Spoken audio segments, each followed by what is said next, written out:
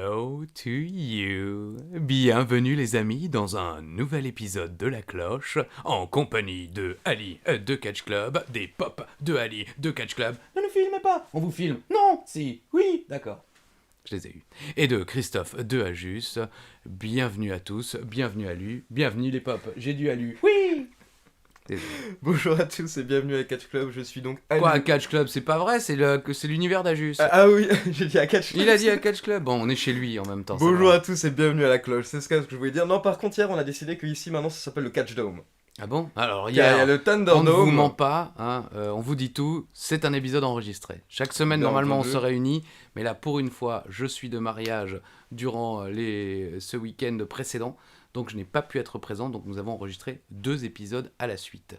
Donc quand il vous dit hier, c'était déjà il y a 2 semaines. Exactement, hier c'était donc Payback pour nous en fait.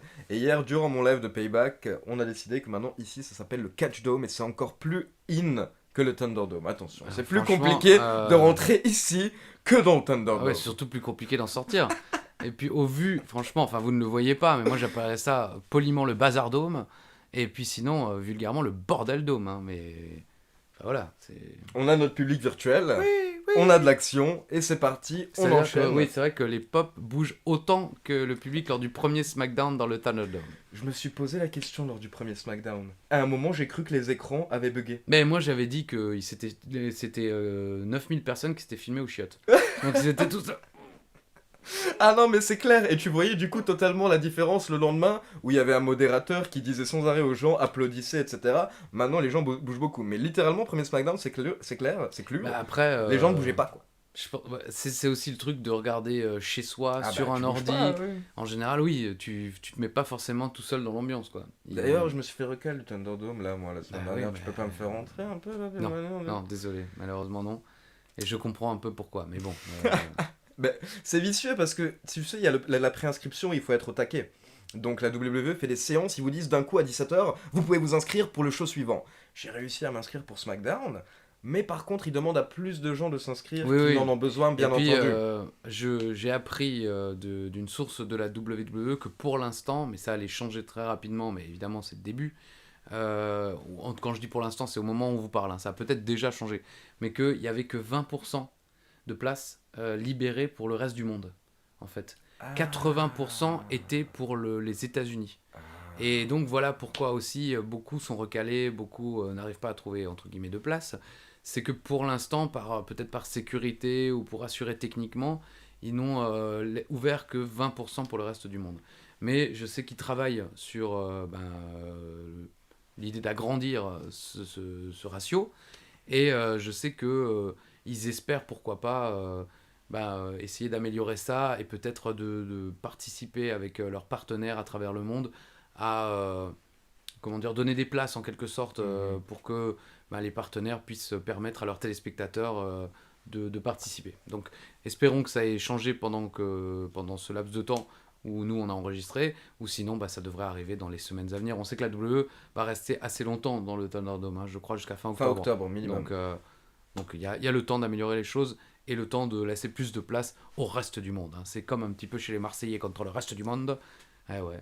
Non, mais j'ai jamais regardé de ma vie, hein, mais j'ai vu les bandes annonces il y a pas longtemps.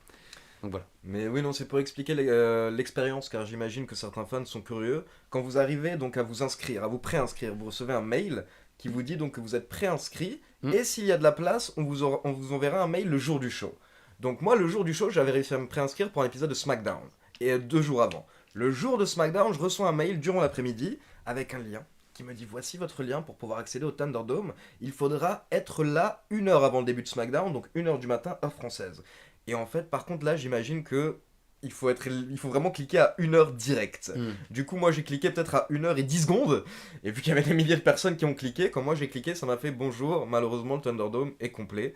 Veuillez retenter votre chance une prochaine fois. Je m'étais fait toute belle et tout. Ça va pas être possible ce soir, c'est une soirée privée. C'est ce que j'ai dit sur Twitter. J'ai fait attends, je me suis fait recal par le Thunderdome. Apparemment, j'avais pas les bonnes chaussures, je sais pas ce qui s'est passé. Mais bon, c'est pas grave. Bon, on a connu ça hein, tous dans notre vie. Hein. Ah, bien sûr, Moi, je me souviens à l'époque où je sortais à Strasbourg, je ne rentrais dans aucune boîte.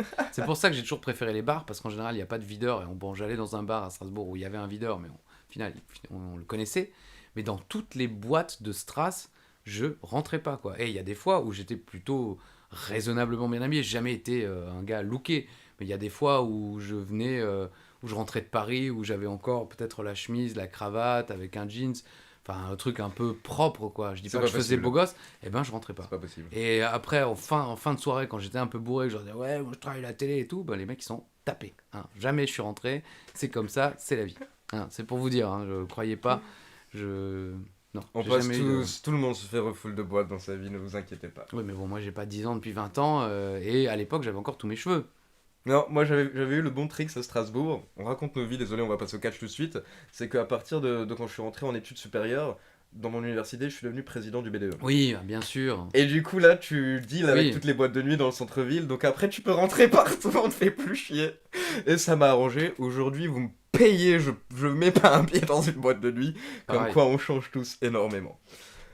On passe au Raw du lendemain de Oui. SummerSlam 2015. On a eu un petit suspense à la fin de l'épisode de la semaine dernière, donc on veut savoir ce qui se passe. Comme d'habitude, j'aime bien à chaque fois, on veut se mettre dans ta peau. Oh, purée. Pauvre Pauvre au sens Tu l'as figuré. dit, il y a de la place. Hein. Elle est très flexible. Donc après WrestleMania, t'es allé boire un verre déjà Alors, ou- c'est SummerSlam. Après Hein, SummerSlam, même erreur t'es que allé la boire un semaine verre dernière, je pense. D'autant, est-ce que tu as la date de ce Raw, s'il te plaît 24 août, C'est ça, hein, on 2015. est d'accord, le 24 août 2015, Oui. qui fait que le lendemain soir, pendant Raw, ben, en réalité, heure française, j'aurais 35 ans. Donc, oui, ben, aucune raison, mais je suis allé effectivement boire un verre. Encore une fois, le bar est en bas de l'hôtel. C'est tentant. Donc on rentre tranquillou à pied, on est bien. Je pense que, encore une fois, ben, Philippe m'a abandonné et je suis allé boire un verre, effectivement. Est-ce que c'est cette fois-là que j'ai croisé notre ami turc qui s'appelait Edwards, du temps où il interviewait à la WWE un des meilleurs potes de René Yang, et où on a discuté quasiment toute la nuit de catch et tout, c'était vraiment classe, je ne sais plus. Est-ce que j'avais discuté avec nos amis allemands également, pas forcément les commentateurs, mais des journalistes allemands qui étaient là extrêmement souvent, et avec qui ben, je deviendrai pote hein, dans les années à venir. On échange encore sur les réseaux sociaux. Des journalistes de la télé allemande, de magazines allemands comme Bild, par exemple. Enfin, voilà. Je sais que j'avais passé une soirée avec eux à taper la discute, parce que, ben, même génération, en fait. Hein, on avait plus ou moins les mêmes âges. Donc, les mêmes références de catch, et c'est toujours super. Ce sont des vrais fans, ces journalistes étaient vraiment fans. Quoi. Oui, bien sûr, oui, c'est pour ça qu'ils étaient là. Il y a une année aussi où j'avais croisé un Israélien avec son meilleur pote américain. Donc le gars venait d'Israël, son meilleur pote venait d'un autre état des États-Unis, puis se rejoignait pour SummerSlam ou un grand show par an de la WWE. Donc je les croiserai l'année suivante, je crois, à WrestleMania. Mais c'est ce que j'explique souvent aussi. C'est vraiment classe de te dire, bah, en fait, tu rencontres des gens du monde entier qui sont fans. Ils voient que tu as un t-shirt ou un truc comme ça, donc la discussion se lance.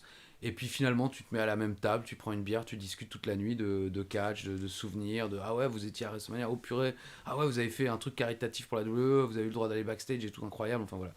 Ça m'est arrivé plusieurs fois, des gens vraiment du monde entier, et puis de toute origine, tu vois, là, israélien, mais des Américains, mais de tout niveau socio-culturel, vraiment, j'ai rencontré des gens très blindés qui payaient des dizaines de milliers de dollars dans des œuvres caritatives avec la WWE pour permettre ensuite de pouvoir rencontrer Vince McMahon. Donc les mecs avaient des photos avec Vince McMahon où il leur faisait des trucs de lapin. Enfin, Chéro aurait adoré. Et puis en même temps, tu croises aussi des gens qui gagnent pas tant que ça leur vie, mais qui économisent toute l'année et qui vont attendre devant les hôtels pour voir les superstars et tout ça. Et puis à l'époque, je fumais des clopes, donc je restais devant. Et j'aimais bien discuter avec ces gens-là, voir comment ils appréhendaient les choses, quel superstar était plus sympa ou moins avec eux, des choses comme ça. Donc voilà, j'ai forcément dû boire un verre et normalement, je l'ai pas bu tout seul. Il y a un WrestleMania, un SummerSlam où je boirai tout seul, mais bon, pas de manière déprimante, mais où ça sera vraiment mon anniversaire, ce sera le 25, et Chiro était crevé, les Allemands étaient crevés, donc je me suis retrouvé tout seul dans ce bar à boire des verres, le bar était vide, c'était déjà une année où il n'y avait plus personne dans cet hôtel, et voilà, je sais plus quelle année, mais ça sera un peu tristoun, quoi. Mais bon, c'est la vie. Mais c'est vrai que c'est un plaisir de pouvoir rencontrer tous les gens qui viennent un peu à travers l'Amérique quand tu vas faire tes post-clopes. Moi, je me souviens que pour les WrestleMania où j'y étais, c'était exactement pareil. J'allais faire une post-clope et tu viens d'où? T'as un t-shirt de catch, j'ai un t-shirt de catch. Oui. J'ai fait 15 heures de route, j'ai fait 20 heures de route, etc. Et j'avais à chaque fois Yann de Wrestling Clinic qui arrivait à ce moment-là derrière moi qui me disait arrête de parler à ces gens tout de suite. du coup. Il aime pas les gens. Ah, il y a des comme... C'est un mec bien, mais il n'aime pas les gens. Donc malheureusement, j'ai très peu sociabilisé quand je suis allé voir mes deux WrestleMania. Tu te prépares le lendemain, le call time comme d'habitude et début d'après-midi? Oui, je pense peut-être même fin de matinée, parce que à mon avis, on a fait des interviews. Tu avais dit que oui, tu n'avais pas fait d'interview les jours précédents, car apparemment tout a dû se passer le lundi. Oui, avec les équipes de la WWE, je crois qu'on avait fait cette année-là le New Day, on avait fait Kevin Owens. J'ai pas forcément d'autres souvenirs, mais je sais qu'ils nous avaient mis des vestiaires, un vestiaire vide à disposition en quelque sorte. Et donc voilà, donc je pense qu'on avait dû arriver pour 11h. On nous avait fait venir pour 11h avec l'idée évidemment que les superstars n'ont pas que ça à foutre dans l'après-midi. Elles doivent non seulement savoir ce qu'elles vont faire le soir, préparer ce qu'elles doivent faire le soir, et puis en général filmer des segments pour www.com, pour des partenaires commerciaux ou autres de la WWE, rencontrer des gens qui auraient gagné des concours ou payé des billets VIP, des choses comme ça. Donc ils sont extrêmement occupés. Et donc on nous avait fait venir à 11h en disant voilà, comme ça, mais en général les superstars ne viennent qu'à 14. Hein. Ça on ne le savait pas encore, mais ça fait donc que vous attendez 3 heures à rien faire, voilà, en se disant bon ça va. Catering. Oui bien, c'est ce qu'on a fait, hein, voilà, on est allé manger comme d'habitude, mais en même temps il y a quand même un côté stress parce que tu t'es là et puis tu te dis que à tout moment ça peut venir, et puis on sait pas qui on va avoir non plus, c'est toujours comme ça, donc et donc on nous dit bon bah vous attendez là, comme ça dès qu'une superstar arrive on vient vous chercher puis on y va. Et donc t'es là, t'attends, tu manges, mais tu manges un peu vite parce que tu te dis bah s'ils viennent dans 2 minutes, tu vaut mieux avoir fini, tu vas pas leur dire ah, attends, Chiro finit son gâteau, on arrive après, tu dis on nous dit que bon, ils avaient, nous on est là depuis 11 heures, hein, faut pas nous faire chier non plus quoi, hein, nous, bon. Mais finalement, non, je pense qu'ils arrivent plutôt même d'ailleurs vers 13h, mais quoi qu'il en soit, il y a toujours cette attente un peu stressante, parce que tu sais pas qui tu vas avoir, tu sais pas quand ça va commencer, tu sais pas quand il va falloir y aller. C'est un peu comme quand on avait fait les Reines du Ring pour le cinéma. Il y a un plan de tournage dans une journée. Moi je me souviens quand on a tourné notre scène avec Philippe Chéreau, la scène où on est au bord du ring en train de commenter, en fait on devait pas la tourner. On nous avait dit, il y aura pas le temps aujourd'hui, vous allez la tourner demain. On était prévu la veille, ce jour-là, et le lendemain pour d'autres plans. Mais notre scène à nous, c'était pas ce jour-là. Et puis je me souviens, il devait tourner quelque chose autour de nous, donc on devait être assis à notre table et faire de la figuration en quelque sorte. Et finalement, le plan s'était tourné. Moi je me suis dit bon allez, je vais vite pisser. Donc je suis allé pisser. Je suis en train de me laver les mains et j'entends gueuler Christophe, Christophe. Bah quoi? Ah on tourne maintenant. Oui, j'arrive, c'est bon. Ils se mettent en place. Non, non, non, on tourne notre scène maintenant, là, c'est maintenant, là. Attends, donc je me lave les mains, je me sèche et tout, et j'arrive, et boum, on avait tourné notre scène maintenant, quoi. Ce qui fait que j'avais été totalement déstabilisé parce que je m'étais pas préparé, entre guillemets, psychologiquement. Je m'étais dit, ça sera demain. Hein, et moi, je suis un peu de ces mauvais élèves où je me dis, bon, si c'est demain, ça va, tranquille. Mon cerveau, je le lâche un peu, je laisse ce truc. Et non, c'est maintenant. Donc, et là, c'est un peu pareil. Tu te dis. Faut que ton cerveau il reste concentré, prêt à bosser pendant tout ce temps. Donc c'est un peu fatigant. Lignes à connaître Non, non, mais on avait la construction du match à connaître, okay. Ce qui était d'autant plus compliqué parce que non, on n'avait pas de dialogue. Je crois que je l'avais déjà dit dans l'épisode. Oui, il fallait faire. On nous avait dit. Faites ce que vous savez faire. Voilà, soyez vous-même. Ah ouais, mais normalement on a un match, alors que là on n'avait pas le match. Le match il l'avait tourné 3 heures avant. Donc il fallait qu'on se souvienne et qu'on improvise en regardant le ring. Ils nous avaient mis quand même un écran pour nous montrer les rushs, mais les rushs, ils pouvaient pas nous le mettre devant le ring. Donc on devait regarder, et parfois regarder comme ça, pour voir où on en était dans les rushs du match. Non, ce n'est pas pratique du tout. Ah non, et c'est très compliqué, parce que, encore une fois, et le match, ils l'ont fait 1000 fois, mais tu sais pas ce qu'ils vont garder. Donc nous, on a fait des phrases comme ça, voilà. Stressant. Et c'est un métier, et pas le nôtre en plus. Donc voilà, et là, c'est notre métier, mais... c'est un peu épuisant nerveusement en fait d'être sur le qui-vive pendant plusieurs heures en te disant ça va être maintenant, il faut être prêt parce que moi en plus j'enchaîne les Coca Light et tout parce que j'ai soif, donc tu dois pisser, à chaque fois que tu vas pisser tu te dis putain est-ce que c'est maintenant qu'ils vont nous appeler, ils vont m'appeler, oh purée, donc voilà. Bon, mais finalement non. Et donc on fait les interviews, ça se passe plutôt bien. Et un premier truc assez sympa quand même, c'est que les équipes techniques qui sont présentes, dont je vous parlais il y a 2 épisodes de La Cloche, donc des pigistes souvent, mais qui sont souvent appelés par la WWE, les mecs viennent nous voir à la fin en disant putain les gars, vous êtes incroyables, c'est ouf, franchement, vous êtes exceptionnels et tout. Bon, les mecs, ils comprennent rien à ce qu'on dit. Mais en fait, ils nous trouvent ouf parce que on a de l'énergie et ils voient bien que Philippe et moi, on a 2 secondes pour réagir et sans vouloir me vanter pour le coup. Hein, je dis ça parce que c'est beaucoup revenu quand on était aux États-Unis. Et c'est revenu même. Ça, c'est un des plus beaux compliments que j'ai eu d'un mec de la sécurité du Barclays Center, me semble-t-il, ou alors d'une petite salle au Texas, je sais plus. Bon, ça n'a pas beaucoup d'importance, mais un vieux monsieur de la sécurité qui viendra me voir un lendemain de pay-per-view et me dire purée, hier, j'étais juste en bas et tu es incroyable. Ça fait 30 ans que je bosse dans cette salle, que je vois bosser des commentateurs et tout. J'ai jamais vu ça. Tu es exceptionnel. Je comprends rien à ce que tu dis, mais je t'ai regardé pendant tout le truc j'en ai encore un peu d'émotion à le dire parce que c'était vraiment un vieux monsieur. Tu sentais le poids des années. Je crois que c'était au Barclays Center, quoi, parce que je crois que les années d'après, je le croisais dans l'ascenseur. Il n'y a pas grand-chose qui doit encore Oui, l'étonner, enfin mais voilà, là, toi, mais t'avais réussi à c'est le pas un marquer, spécialiste, quoi. oui, mais parce que effectivement, le fait est que c'est vrai, je suis un peu foufou et que j'ai toujours ce truc-là du catch français de me dire si quelqu'un dans la salle me regarde à un moment et me voit comme ça en train de commenter, non, moi je commente comme dit, comme si ma vie en dépendait. Et ça l'avait impressionné. Et donc les équipes techniques de la WWE, ça les impressionnait toujours de nous voir, ben, parce qu'à la WWE, tout est très préparé, tu vois, tout est très minutieusement préparé. Et ils refont. Nous, c'est toujours en une prise. On nous dit 4 secondes avant qui va arriver. Ils arrivent, boum, Philippe Chéreau et moi, on se regarde 4 secondes, on se dit, bon, tu poses la première, je pose la deuxième, et puis on continue. Et, et les mecs, voilà, ça nous avait touchés, et ça nous arrivera plusieurs fois, sans encore une fois vouloir me vanter, mais c'est vrai.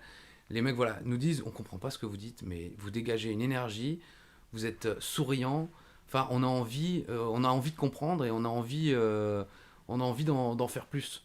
En toute honnêteté, d'ailleurs, les superstars, par contre, jamais. Ouais.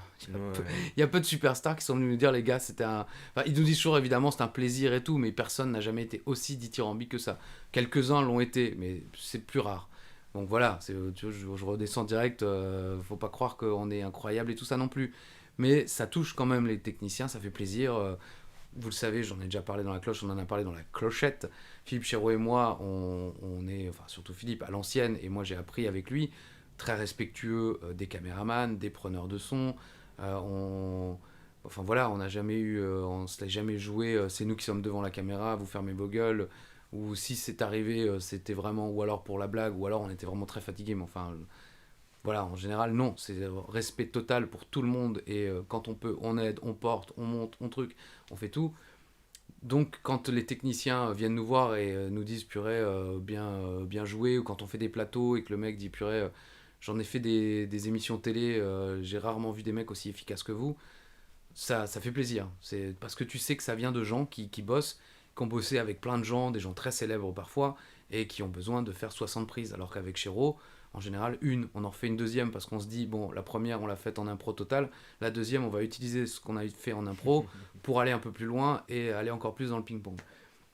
Enfin voilà. Donc on fait des interviews, ça se passe bien, les superstars en général sont plutôt contentes, et encore une fois, les techniciens sont vraiment contents aussi. Et donc, on se prépare, là on était en costume toute la journée, on va chercher notre petit déroulé d'euros pour savoir, encore une fois, il y a en général la liste des segments, à part quand il y a d'énormes surprises, comme par exemple, là, ce soir-là, évidemment, spoiler, Sting, pas du tout dans le déroulé du show, comme à WrestleMania 30, pas du tout le premier segment avec Hogan, le Rock et Austin, ça faisait partie des surprises, il y a donc un trou dans le déroulé du show, mais vous avez de quoi vous préparer vos notes, préparer vos transitions, c'est important pour la télé en direct. Donc voilà, et je ne sais pas à quel moment on l'apprend, mais c'est ça que je voulais et que je dis pour la première fois, me semble-t-il, à l'antenne. Je crois que c'est dans l'après-midi, on nous apprend qu'en réalité, on ne va pas commenter. On va rester 3 heures assis au ringside, mais on ne va pas commenter. Et ça, c'est quelque chose que récemment, on a What? vu. On l'a vu récemment, beaucoup l'ont fait remarquer sur internet avec Samoa Joe, qui est en train de commenter à l'antenne, et Oui, on le voit, c'est il dit il rien. réenregistre en fait derrière. Et ben là, c'est pareil. Il me semble que nous ne commentions pas en direct, que qu'on allait diffuser les 3 heures de show, mais plus tard sur AB1. Donc, on n'avait pas besoin de le commenter en direct, et eux n'avaient pas fait les branchements pour qu'on les commente en direct, donc on fera de la figuration au bord du ring. Sauf que Philippe et moi, étant quand même un minimum professionnel, puis en même temps on savait pas, ça va nous arriver plusieurs fois, mais là on savait pas trop, donc on a quand même commenté tout le show. Au cas où, tu vois, quand on passe à la caméra, tu ne vois pas en train de bailler au cornet, de manger un chewing-gum. De rester à la table et rien faire. Quoi. Je sais que c'est arrivé, il me semble que c'est arrivé aux Italiens. Où ils étaient dans les mêmes conditions et eux étaient restés sans rien dire, sans rien faire, tranquille, en faisant pas semblant. Mais là, nous, on a fait semblant pendant 3 heures. Donc on s'est pété la voix pour rien. Vous n'entendrez jamais, on a vraiment commenté, on a commenté sérieusement, en se disant, on sait jamais, ils enregistrent peut-être qu'ils vont envoyer, parce qu'on n'était pas sûr, on se disait, c'est quand même un peu bizarre de nous faire venir ringside et tout, c'était la première fois, on n'avait pas encore tous les tenants et les aboutissants, mais en fait non, c'était pas branché, donc on avait des micros, on avait les casques, mais non, voilà, rien, du Donc, tout. c'est un officiel américain qui vient vous annoncer ça ou... Oui, il me semble qu'on nous dit dans l'après-midi, ou peut-être, dans l'après-midi, je crois, on nous dit, écoutez... vous serez bien ringside, mais sachez qu'on ne fait pas les branchements. On va envoyer le show de 3 heures en France et vous allez le recommenter en France. Et comment dire, est-ce que vous vous êtes tout de suite dit, non mais on va quand même faire quelque chose, ou c'est quand vous êtes arrivé à la table que vous êtes dit, non mais là on peut pas rester comme ça pendant 3 heures, viens on parle quand même quoi.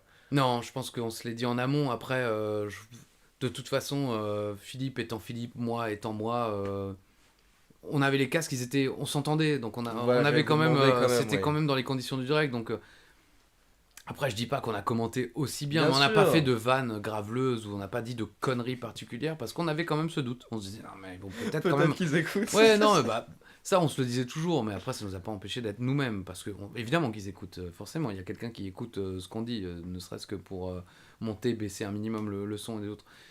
Mais donc je pense qu'on s'est dit voilà on va quand même faire. On va peut-être faire moins, mais je pense que j'ai fait plus parce que je criais plus et tout.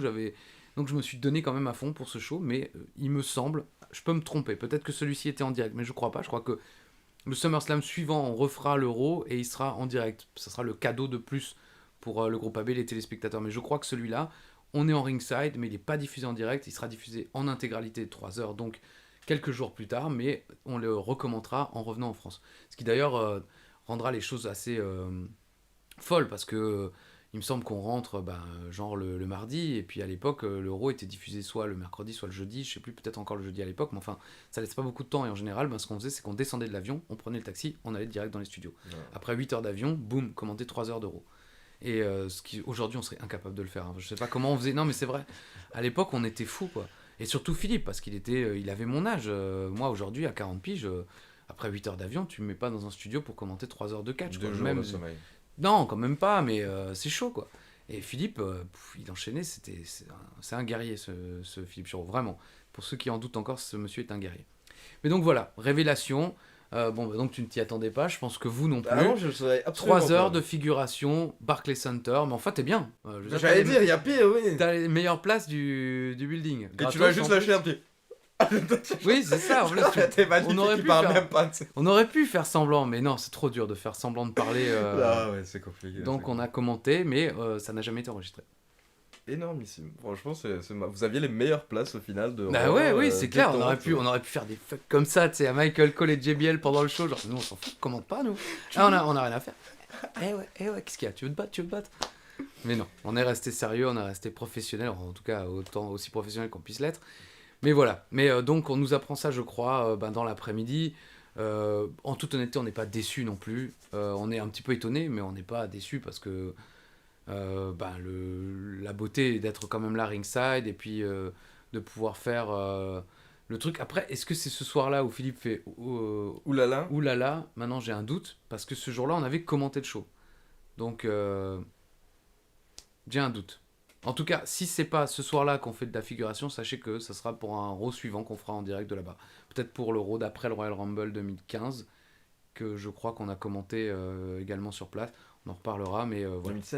2016 bien sûr, pardon, 2016 oui.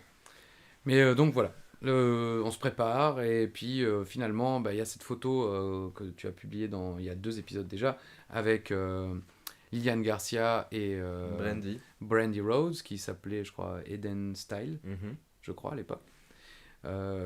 qui, ben voilà, je pense Philippe leur avait dit que c'était mon anniversaire et tout, puis en fait elles sont, même si il leur avait peut-être pas dit, mais elles sont extrêmement sympas, enfin, elles sont vraiment toutes les deux super joviales. Comme dit Liliane, c'est une femme qui nous reconnaîtra à chaque fois, qui au catering viendra s'asseoir à notre table, discuter 5-10 minutes avec nous à chaque fois qu'elle nous croisera, peut-être solidarité européenne ou juste plaisir parce que on la croisera aussi dans les tournées européennes, on lui donnera des petites infos, on lui donnera la manière de prononcer quelques mots pour qu'elle puisse parler en français, on fera des lancers de t-shirts avec elle, enfin voilà, on a cette petite relation sympa avec elle, toujours un plaisir. Et donc, Liliane Garcia, je crois que c'est elle, oui, c'est elle qui nous annonce. Elle va dans le ring, mesdames et messieurs, de French Announce Team. Et là, ouh, ouh, on se fait mais siffler, mais comme jamais quoi. Franchement, j'ai jamais été accueilli de la sorte dans toute ma carrière, dans toute ma vie même, hein, parce que j'ai été accueilli mal dans ma vie, hein, croyez-moi. Mais pas 15 000 personnes qui me huent comme jamais quoi. On s'est fait huer mais comme des malades. Vous êtes à la même arène. SummerSlam et Raw, c'était à la même arène. Oui, Ouais. oui. Donc Mais c'est marrant parce que oui, non, au final, c'est juste le public qui a dû changer, qui est un peu plus anti-français. un peu plus américain, un peu plus anti-français, tout à fait. Et ce qui fait d'ailleurs, je crois, hein, qu'on se fera plus jamais présenter. Ah ouais. On fera d'autres shows ringside, mais ils nous présenteront plus. Ils nous enverront comme ça discretos, parce que je crois qu'ils se sont dit que ça nous avait choqué ou déstabilisé, alors que pas du tout en fait. Nous on était, mais moi, ça fait partie des plus grands souvenirs de ma vie aussi, parce que comme je l'ai dit souvent à ceux à qui je l'ai déjà raconté, ça serait arrivé à Bercy. Oui, là, vous me revoyez plus. Là, c'est clair, dépression, je démissionne, je m'en vais, c'est fini, c'est terminé. On me revoit plus jamais. Parce que les gens me connaissent. Enfin, s'ils me huent, c'est que vous me détestez. Ou après, ne le retenez pas pour me faire une vanne, hein, parce que c'est saligo, quoi. Mais évidemment que voilà, après je me suis fait, il y a aussi des gens qui m'ont sifflé à Bercy, il y a des gens qui étaient au premier rang, qui m'ont dit tu fais de la merde, je te déteste, et ça m'a mis mal pendant plusieurs jours, croyez-moi. Mais si tout Bercy te siffle, ouais, c'est dur. Mais là, c'est le Barclays Center. Les mecs, ils savent pas du tout qui on est. Ils en ont rien à fiche de savoir qui on est. Ils ont pas sifflé Philippe Chéreau et Christophe Azu, ils ont sifflé les commentateurs français. Donc c'est un bonheur. Et moi, je rentrais et je disais I boo you! I boo you! It's me booing you! C'était un bonheur, quoi. Je pouvais vraiment jouer le méchant. C'était classe, quoi. J'étais vraiment trop content. Alors qu'à la... C'est une référence ou pas? Non. Ah non, ok, parce qu'il y a une scène, je crois que c'est dans Friends où Phoebe fait exactement ça. Elle se fait huer, elle fait You boo me, I boo you! Ah bah, peut-être que c'est revenu, parce que j'étais évidemment fan de Friends aussi. Peut-être que c'était dans un coin de ma tête. Mais non, là, c'est ce qui m'est venu à l'esprit. Je me suis dit, allez, je m'en fous, allez, c'est le moment ou jamais, quoi. Enfin, je croise les doigts, j'espère que je me ferai plus jamais huer, en tout cas. Je me ferai jamais huer en France ou en Belgique ou en Suisse, dans la francophonie, quoi. Donc, c'était le moment ou jamais d'aller au bout du truc, quoi. Donc, boo you! Et je sais qu'à la fin du show, d'ailleurs, JBL et Michael Cole étaient venus nous voir, tout gentils. Les gars, on est désolé que vous soyez fait siffler. Et on leur a dit, mais non, purée, c'était génial, franchement, vous rigolez ou quoi?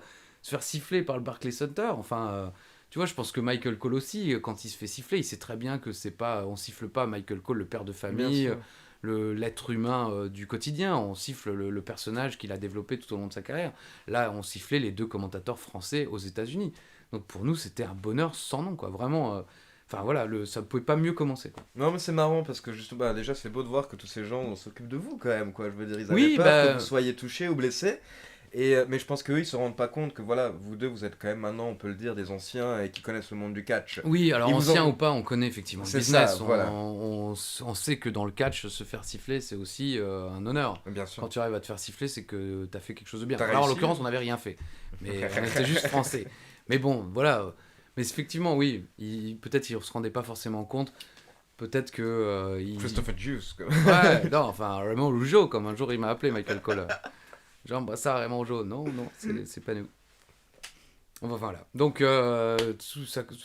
Ça vous a pas déstabilisé en Au tout contraire, cas non, moi j'étais encore plus chaud, quoi. Pour faire semblant de commenter. Ah non, oui, mais je sais, comme dit, si on a été en direct, je suis sûr que je l'ai dit, parce que c'est au contraire, ça te met la pêche direct. Tu dis, putain, ok, d'accord, là je vais tout donner, quoi.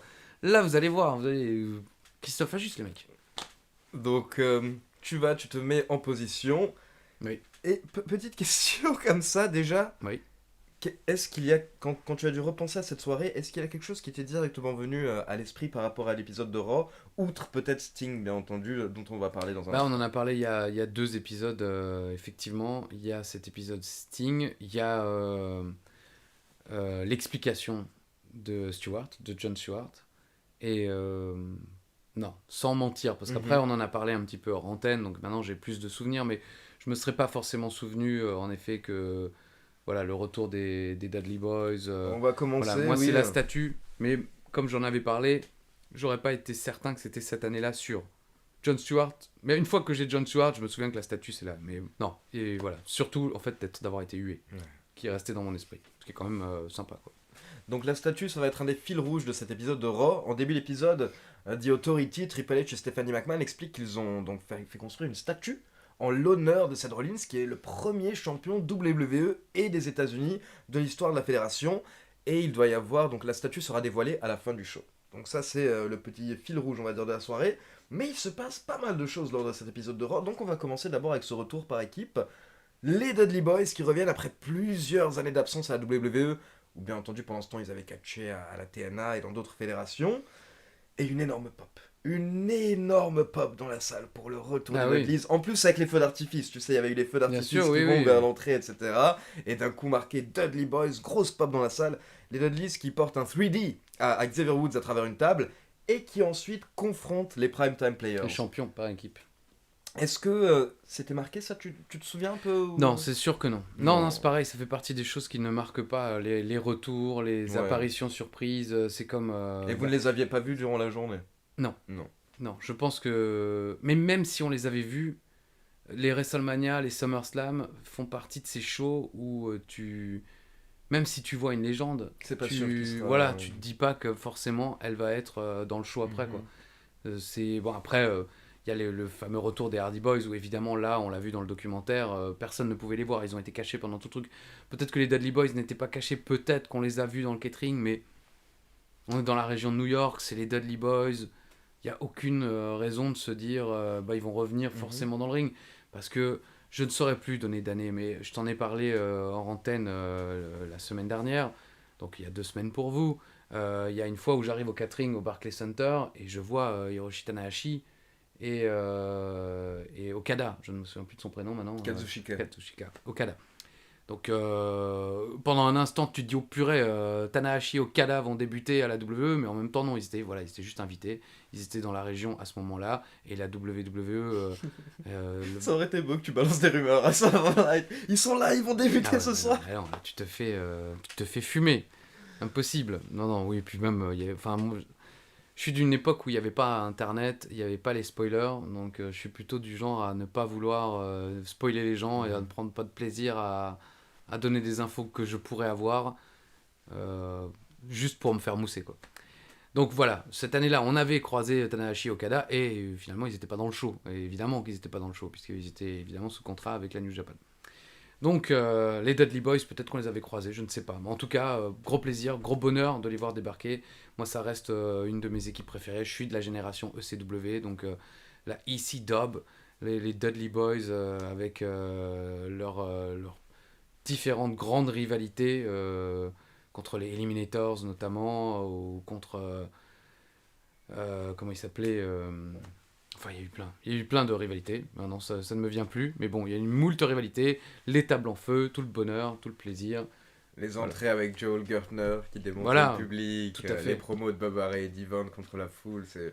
Limite, moi, c'est ce que je préférais en fait avec les Dudleys à la ECW, c'était tout l'avant-match. Parce Ouais, que... mais bon, contrairement à certains, comme par exemple le Sandman, les matchs étaient quand même à la Ah oui, hauteur. non, bien sûr, bien sûr. Les matchs étaient cool. Bubba Ray faisait des topés par-dessus la troisième corde. Déjà à l'époque, on parle beaucoup de Keith Lee en ce moment, et à juste titre, qui a en plus ce genre de qualité. Mais Bubba Ray Dudley avait également déjà ces qualités. On l'oublie un petit peu, quoi. Oui, un heavyweight assez agile. C'est vrai qu'il a plus du tout fait ça par la suite à la WWE. Non, Donc, bien non, entendu, parce que c'était effectivement pas non plus le style WWE de laisser les superstars de ce gabarit-là faire des choses pareilles. on va citer les différents faits marquants. Donc, de Raw, certains sont plus importants que d'autres. On enchaîne avec un rematch. Un rematch de SummerSlam le lendemain. C'est le match avec Luke Harper et Bray Wyatt contre Roman Reigns et Dean Ambrose. Rematch à Raw. Et là, ça fait partie justement des choses dont je me souvenais. Oui. Je me souvenais plus que je m'en souvenais, hein, le cerveau est quand même incroyable. Mais c'est vrai que quand on en avait parlé il y a 2 semaines, je t'avais direct parlé de ça. Les débuts de Braun Strowman. Braun Strowman, colonel. Qui débute évidemment du côté de la famille Wyatt. Et donc vous l'aviez croisé toute l'après-midi. Exactement, il est le roi de la transition, hein, ça fait quand même 2 semaines que je lui en parle. Oui, je m'en souviens parce qu'on l'a croisé toute l'après-midi dans les travées du Barclays Center, qu'on commence à connaître, hein, c'est quand même la 2e soirée qu'on passe là-bas de suite. Et donc on commence déjà un petit peu plus à se promener. Encore une fois, si SummerSlam c'est plus détente que WrestleMania, le Raw du lendemain est encore plus détente nous concernant. Une fois que les interviews sont terminées, on nous dit maintenant de toute façon vous n'aurez plus de superstar, il doit être 16h. Elles ont mieux à faire, il faut qu'elles se restaurent, qu'elles se préparent, qu'elles préparent le show du soir, ce qu'elles vont faire et tout. Donc vous n'aurez plus de superstar, donc maintenant faites votre vie, rendez-vous à je sais pas 18h ou 19h à la Gorilla Position. Boum. Donc en attendant, forcément on va manger, fume ma clope, je me promène, tout ça. On observe un peu aussi parce que voilà, il y a évidemment déjà le set pour les interviews qui est prêt, donc il y a des répétitions qui se font, des tournages qui se font, donc vous imaginez comment vous seriez à ma place, hein. Les yeux partout, regarde partout où il se passe, vous essayez d'écouter un petit peu les discussions ou quand ça déconne entre superstars pour écouter les vannes, pour voir qui vanne qui, des choses comme ça, enfin voilà. Donc tu passes l'après-midi et puis donc en se promenant avec Philippe, on croise 4-5 fois quand même ce gars gigantesque. Et comme je le disais à Ali tout à l'heure avant que nous lancions l'épisode, on n'avait pas percuté que c'était un Rosebud d'Adam Rose, oui. C'est ça d'Adam Rose. J'allais dire Adam Cole, évidemment. Non. Donc pour nous, c'est immense ce gars, il est large. Et Philippe l'avait croisé dans un couloir, les couloirs du Barclays Center, notamment ceux qui mènent au catering, sont pas très larges. Donc déjà, Shiro prend une bonne partie du couloir, mais Braun Strowman, vous imaginez, prend plus encore. Et à un moment, ils s'étaient croisés tous les deux, quoi. Et Shiro a eu l'intelligence de se mettre de côté pour le laisser passer. Hein, parce que bon, je suis pas certain que Braun Strowman lui aurait rendu l'appareil. Mais donc, toute l'après-midi, on s'est dit, mais ouais, c'est qui, c'est quoi tu penses que c'est un nouveau, tu penses qu'il va débuter, parce qu'évidemment, on est beaucoup ensemble avec Philippe, donc on discute. On refait le show d'hier, on discute de, tiens, ton avis, il va se passer quoi, des choses comme ça. Et donc là, avec Braun Strowman, on se dit, mais c'est qui ce gars? Il va débuter, tu le connais. Et évidemment, moi, il me demande toujours à moi, et moi, couillon que je suis, jamais j'ai la réponse, quoi. Et donc voilà, donc finalement là on le voit débuter et on se dit ah bah oui, ouais, c'est logique forcément quand tu vois la gueule du gars et truc qu'il l'ait mis dans la famille Wyatt. Oui, sachant qu'en plus Strowman il l'a précisé lors d'une interview qu'il avait fait chez Gallows et Anderson avec Jericho, littéralement avant son apparition il avait fait moins de 5 matchs. Il dit vraiment non, certes j'étais signé à la WWE depuis quelques mois, mais j'avais fait peut-être, je crois qu'il dit 3 matchs. Et bien entendu, on parle du circuit de développement dans des tout petites salles. Ouais. Donc il dit mon premier limite vrai grand match, c'était ensuite à Raw, peut-être la semaine d'après ou un truc dans le genre. Mais il a tout de suite été lancé dans le grand bain. Parce que voilà, il a un physique. Hors du commun, bien sûr. C'est un physique parfait pour la WWE, Strowman. Hein, le physique et la gueule. Oui, c'est clair.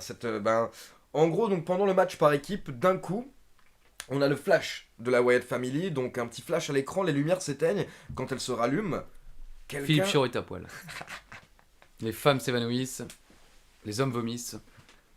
Quelqu'un est au bord du ring, avec ce fameux masque de mouton, mais noir cette fois-ci. Oui. Et d'un coup, il l'enlève, et Roman Reigns joue super bien le mec qui est un peu choqué, et qui a aussi peur, un peu. Ce qui est très étonnant, dans le sens où, littéralement, je pense qu'avant ça, on n'avait jamais vu Roman Reigns avoir peur depuis qu'il avait démarré la WWE. Et donc là, Braun Strowman rentre dans le ring, et il vous démolit Roman Reigns et Dean Ambrose, avec donc la soumission qu'il utilisait à l'époque, qu'il a réutilisé là lors d'un épisode de SmackDown récemment. Après avoir été confronté au Fiend. Voilà. Pour continuer, avec cette histoire du Fiend fait parfois revenir les gens en arrière. Exactement. On a d'ailleurs vu répéter I'm not finished with you lors du dernier SmackDown avant Payback où il traîne Bray Wyatt en dehors du Firefly Funhouse alors que ça faisait des mois qu'il n'avait plus utilisé cette phrase I'm not finished with you. Donc oui, non, c'est... en gros, il utilisait un Triangle Choke, Standing Triangle Choke, donc c'est la prise avec laquelle il bute Roman Reigns, puis lui porte un Dominator dans le ring, et derrière il porte également un choke à Dean Ambrose. Énorme début pour Braun Strowman. Oui. Bah, je pense que ce sont... j'ai pas tous les détails, hein, mais je pense que vous comme moi, on s'en souvient. Ça fait partie de ces débuts qu'on n'a pas oubliés. On a encore une fois pas tous les détails, j'aurais pas retenu chaque étape. Mais voilà, je me souviens qu'il débute dans cette rivalité contre Reigns et Ambrose, et qu'il les détruit, et qu'on le met direct fortement en avant. Puis c'est rare que quelqu'un démarre à la WWE de nos jours et qu'on ne connaisse vraiment pas. C'est vrai. Ce qui ajoute une intrigue. C'est vrai. D'habitude, tu tapes son nom sur Google, c'est bon, tu sais qu'il vient de telle fédération, telle fédération. Là, le fait oui, que à part dans les Royal Rumble en Arabie Saoudite. Là, parce que je me souviens, en plein truc, t'as le mec qui arrive, oh purée, je tape son nom sur Google, impossible il n'y a pas de référence, quoi. C'était le petit catcheur un peu fort, un peu petit comme ça, là, non? Je sais plus, je crois qu'il y en avait 2 quand même, Ok. 2 ou 3 qui n'avaient aucune référence dans Google, quoi. Donc voilà, Strowman, très bon début pour lui. Et aujourd'hui, il est en plein dans l'actualité, justement, avec SummerSlam, donc magnifique. J'ai oublié de le préciser juste avant, parce que Arn Anderson a fait également une bonne interview. C'est par rapport Oui, dans sa vie, hein, en général, elles sont pourries, les interviews d'Arn Anderson, mais là, il en a fait une bonne. Non, mais comme on vient de faire un épisode sur SummerSlam, justement, 2015, Arn Anderson vient de faire une interview cette semaine sur SummerSlam 2015, où il a dit que selon lui, tu me donneras ton avis, mais selon lui, Seth Rollins aurait dû remporter ce match de manière clean à SummerSlam. Car il pense que vu la qualité du match qui était vraiment génialissime, il aurait dû donner. Oui, mais alors là, les gens dans les commentaires vont dire oui, alors déjà, Bray Wyatt devait battre John Cena. Ouais, Cena. c'est vrai, et je sais, c'est exactement ce que je me suis John dit. Cena, Seth Rollins doit le battre clean, non mais oh les gars. Oui, non, bien sûr, avec le recul, c'est sûr, encore une fois, que Jon Stewart. Mais en même temps, on s'en souvient quand même de ce Jon Stewart. On s'en souvient qu'il l'a fait pour empêcher, on en reparlera, John Cena d'atteindre le record de Ric Flair. Et comme je vous l'ai dit, ce soir-là, c'est ce qui tournait en boucle sur les chaînes de télé. Donc, dans l'histoire du catch, oui, bien sûr qu'on aurait préféré voir Rollins gagner clean, mais pour l'impact médiatique et puis l'avancée de l'histoire, finalement, ça gâchait le plaisir du match, mais ça gâchait pas forcément l'histoire. Pas faux. Merci. On continue avec peut-être mon moment préféré de ce Raw. Brock Lesnar qui fait son entrée avec Paul Heyman, bien entendu les deux sont très énervés, donc il demande un nouveau match face à The Undertaker, le 3e, la belle, mais pas de réponse de The Undertaker, à la place, c'est Bo Dallas qui fait son entrée. Peut-être sa dernière entrée, j'ai envie de dire, parce non, il en a fait d'autres. Non, bien entendu, il a fait d'autres. Et j'ai regardé le segment juste avant, honnêtement j'ai été choqué par la masse de Bo Dallas. Je me rappelais pas qu'il était aussi fatch. Oui, il était pas ridicule à côté de Brock Lesnar, alors que dans ma tête, il était beaucoup plus mince. En fait, non, il était pas si mince. Mais donc, Bo Dallas, bien entendu, dans sa période de positivité, il essaye de venir remonter le moral à Brock Lesnar. Mais Brock Lesnar, pour remonter le moral, Dallas, c'est pas comme ça que ça marche. Bo Dallas. Donc, c'est parti, hein, comme vous pouvez l'imaginer. German Suplex sur German Suplex, F5. Mais ce qui est beau, et que c'était la première fois, je crois, que Brock Lesnar le fait à ce moment-là, mais il a beaucoup fait derrière, c'est qu'il part, il remonte la rampe, la foule gueule, et d'un coup il s'arrête. Il fait « Attends, je vais y retourner quand même ». Il retourne dans le ring, German Suplex, F5, il repart. Et là, de nouveau, il s'arrête en plein milieu de la... Et il y a Paul Heyman aussi, ce petit connard, Paul Heyman, qui regarde Lesnar en lui disant... Un dernier F5, tu penses pas que ce serait... Et il est content, Lesnar, il y retourne. Et le public aussi. Ah oui, non mais... C'est là aussi, encore une fois, qu'on voit que c'est vraiment les débuts du côté de Brooklyn et le Barclays Center. On sent que les fans sont vraiment heureux d'être là, ils mangent tout.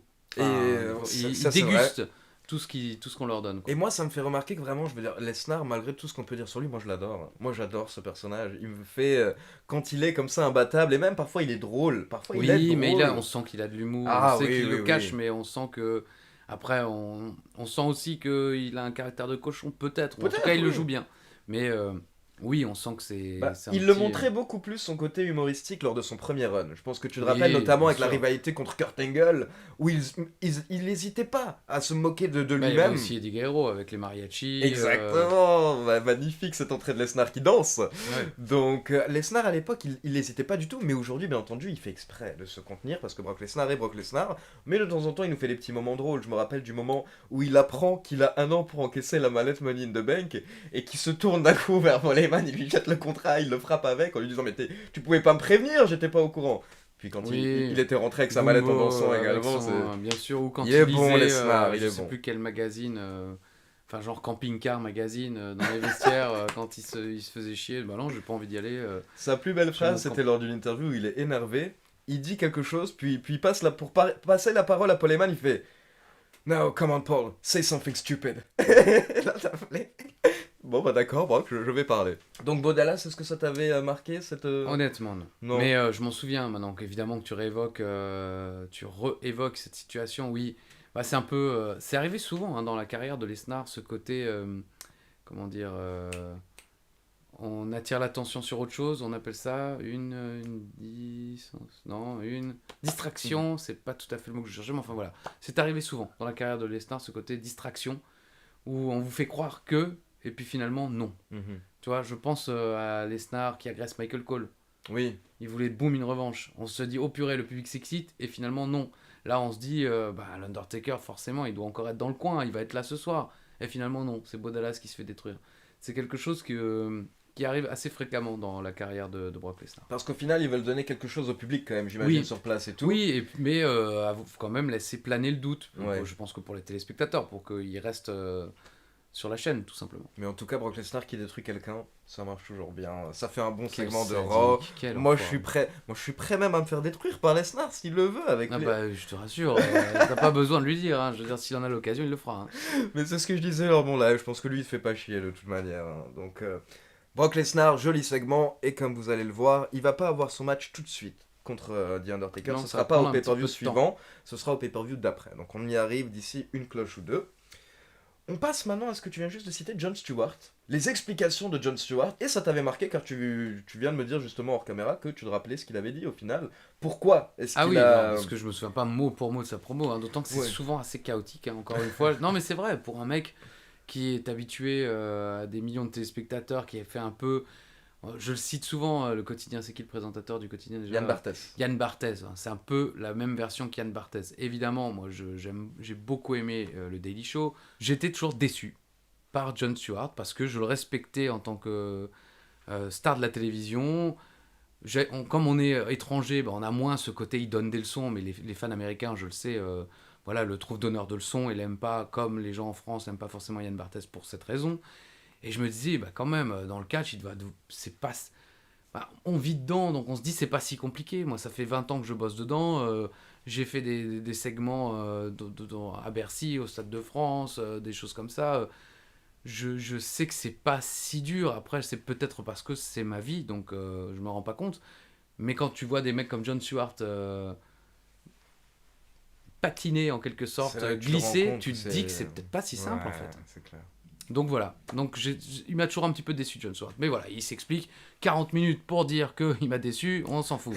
Hein, j'espère que notre ami Ali de Catch Club, et les pop, et Alouette, oui, Alouette, aura coupé un petit peu cette longue tirade. Mais voilà, il arrive et il dit qu'il voulait pas, il est trop fan de Ric Flair et il voulait pas que John Cena égalise le record de Ric Flair, 16 titres mondiaux. Ça se tient, c'est pas mal. C'était ça son explication. Elle se tient. Ric Flair, pour info, qui intervient lors du segment en disant à Jon Stewart, écoute, personnellement, moi, mon record, j'accepte qu'il soit battu si c'est par quelqu'un que je respecte. Et je respecte Jon Stewart. Voilà, et 5 ans plus tard, Ric Flair qui dit qu'il veut que ce soit Orton qui batte son record.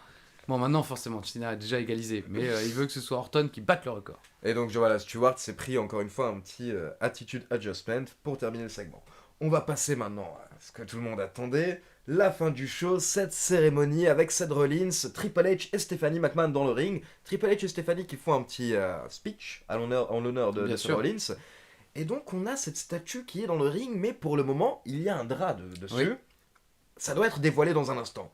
Roulement de tambour, Triple H qui se met comme ça vers la statue, il le fait bien. Le Triple non, H mais le segment est fichtrement bien monté, tout est fichtrement bien organisé. Et là, c'est pareil, je sais pas si vous... Tu sentais un petit truc ? Franchement, oui, mais pas ça. Ouais. Et évidemment, parce que tu te dis, c'est un groupe de heels, on est dans le monde du catch, c'est la WWE, c'est le segment principal. Il va pas juste y avoir une statue en dessous. Forcément, il doit y avoir un truc. Mais tu t'attends pas à ça. Et encore, et pour ceux qui se poseraient la question, et peut-être que c'était une des prochaines questions que tu allais me poser, non, on n'avait pas vu Sting dans les vestiaires toute l'après-midi. Et si je ne me trompe pas, ça faisait quand même pas mal de temps qu'on n'avait pas revu Sting. Depuis WrestleMania. Il me semble. Donc, ça sort vraiment de nulle part. Et c'est ouf. Enfin, moi, je me souviens vraiment ce moment où le truc se lève et on se rend compte que c'est Sting, mais on se demande si c'est pas une statue. Il bouge vraiment Parce pas au qu'il est départ. vraiment, mais incroyablement immobile. Vraiment, c'est en avant les histoires, certains diront peut-être. Mais c'est incroyable, oui. Vraiment, je pense.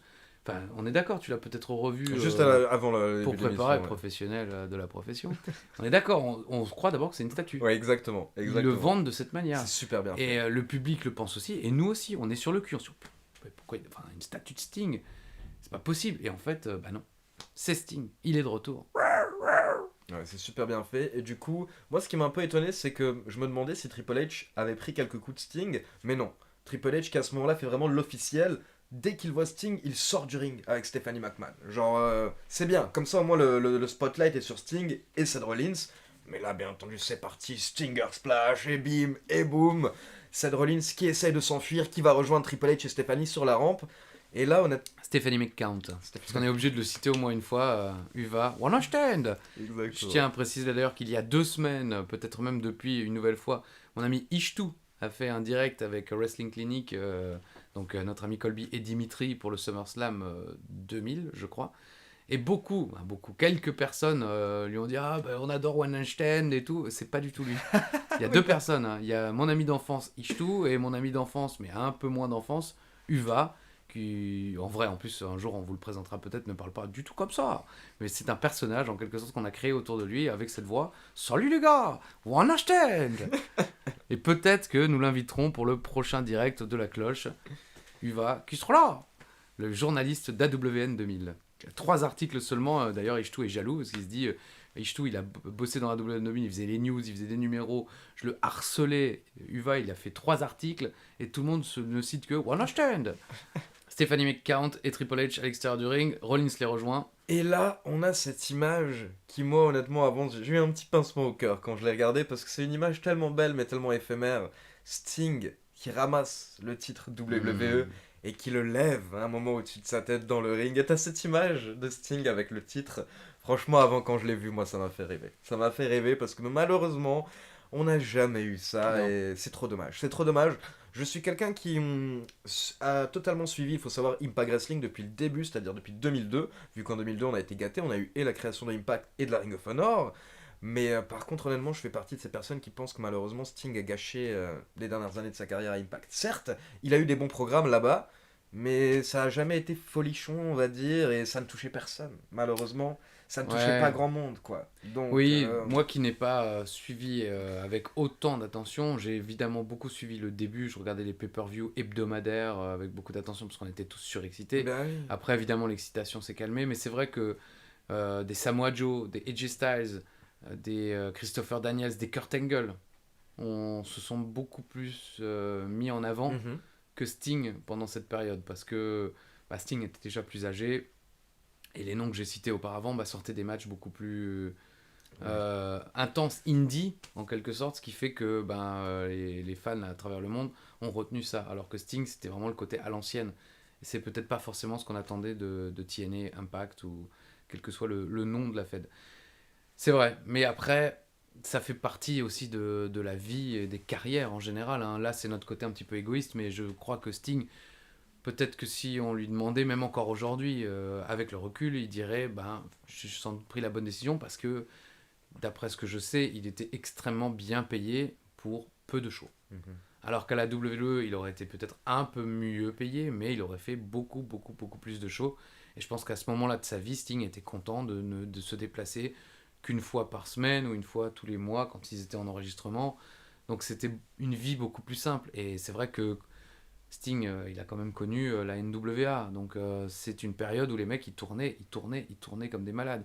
Il a eu une période de sa vie aussi où il a eu pas mal d'abus. Donc je peux comprendre qu'à un âge un peu avancé, tu sois toujours passionné, tu aies toujours envie de bosser, mais tranquillou. Tranquillou bidou. C'est vrai. Non, c'est juste que... Mais je comprends, j'aurais aussi aimé, et on est beaucoup, je pense, dans les commentaires, n'hésitez pas à nous le dire, On aurait beaucoup aimé que ces années-là, il les passe à la WWE et qu'on ait un Sting dans la force de l'âge pour des belles rivalités comme on en rêvait, évidemment, face à l'Undertaker, face à d'autres superstars de la WWE.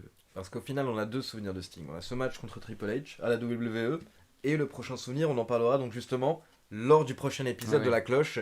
Car donc à la fin de cet épisode de Raw, Sting demande un match pour le titre mondial, c'est ce qu'il fait comprendre. Et il faut savoir que The Authority est un petit peu obligé en fait de booker 2 matchs pour Seth Rollins lors du prochain pay-per-view, car c'est Night of Champions. Et à Night of Champions, la règle... À l'époque, oui, tous les titres devaient être défendus. Je sais plus si ça sera respecté jusqu'au bout, parce qu'à un moment, il y aura beaucoup de titres.